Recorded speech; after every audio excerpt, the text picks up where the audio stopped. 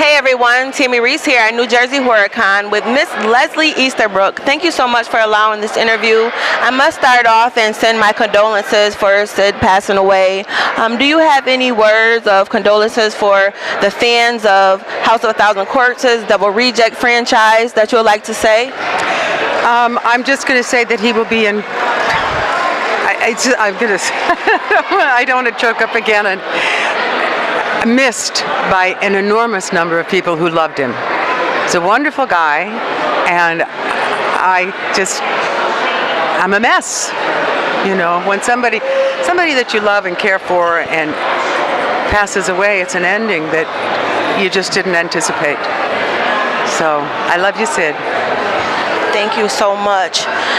Being a big fan myself of the Devil's Rejects and House of a Thousand Corpses, it's definitely made a big impact to the genre, seeing something so exciting and demented and you can't turn your eyes away. How was it working on those projects with Rob Zombie? Absolutely wonderful. I mean, Rob is so creative and inventive and stimulating to work with. I mean, he's an artist, and he's an artist in many genres.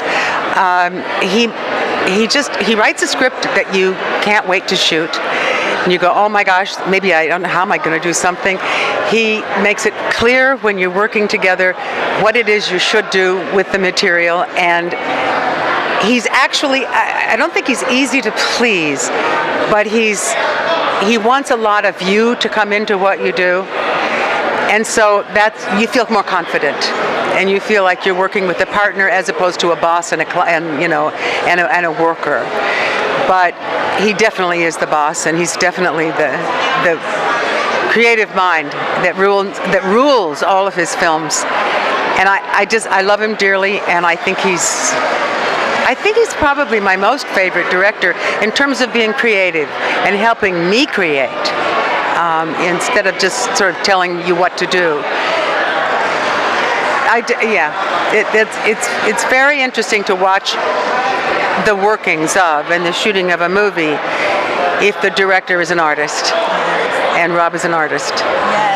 Even though your character in the films didn't get Mother of the Year awards, you played it awesomely. You played your character awesomely. Got Mother of the Year in hell. Yes. You're also a part of other amazing work in TV cinema, especially Police Academy. Tell us about how was it working on that? Well, it was always different because we had different directors every time we did a movie. And so there were a number of Police Academy movies, which was sort of surprising. I know when I read the first script, the Police Academy script, I said, this is the best script I've ever read. This is so funny. It's so delightful. I wonder what it's going to be like to shoot. And I was just so excited to get to the set and see how it was going to be approached. And Hugh Wilson was wonderful. You know, it was a ball. Every single setup, every single shot that you were in was exciting and fun. And they stayed that way. They changed. They had different writers and different directors and crew additions, and also actor additions came into the franchise. And it was always a joy. And I think it has to do with what you first put together at the very beginning for the first one. That spirit, you know, with Michael Winslow and Marion Ramsey and that are here, that spirit continued through all of the films. No matter if it was a different director, you'd have to get used to him. But it was always full of love and full of humor, you know, on the set. So I just feel it was a terrific gift to get to do that first Police Academy movie. Amazing. Why do you think it's important to celebrate pop culture and horror at events such as New Jersey HorrorCon?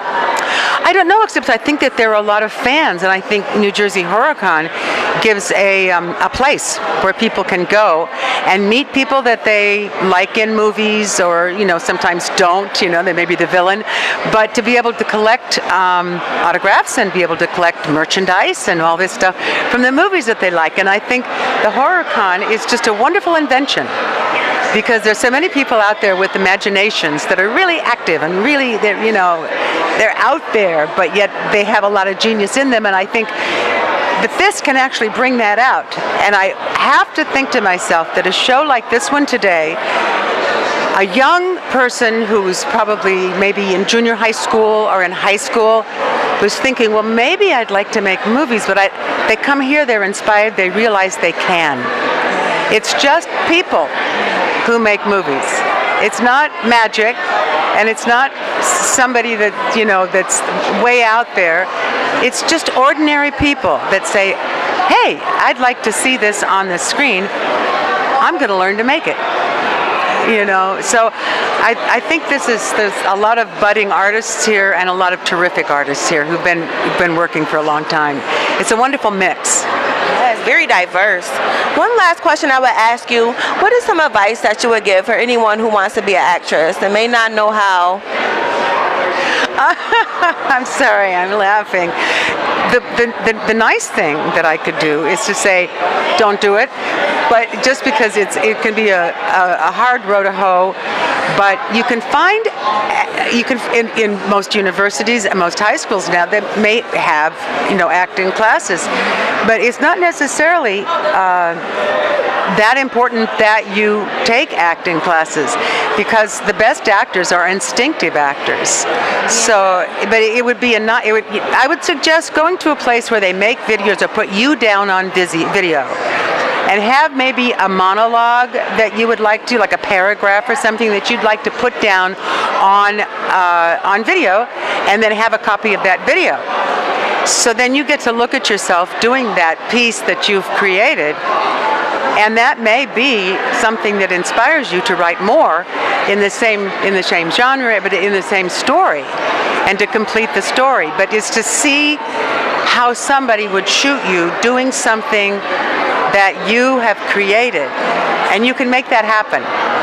So my advice is, if you want to do it and you think that you have I would say the stay with itness, the stickiness to be involved in the film industry, and that's what you really, really want to do, that you really should start making little movies of your cat and dog, or of whatever, but start doing it, and then take all the classes that you can that are near you, that you can afford. I would even suggest film school, because the people I've worked with who went to film school seem to be a little bit more confident behind the camera, and just a little bit more aggressive in terms of how far you'll take something. And it's important that you learn to trust yourself, look at the things that you've liked, shoot them and look at them, and then expand on them, and you've got a movie. Amazing advice. Leslie Easterbrook, everyone. Thank you so much.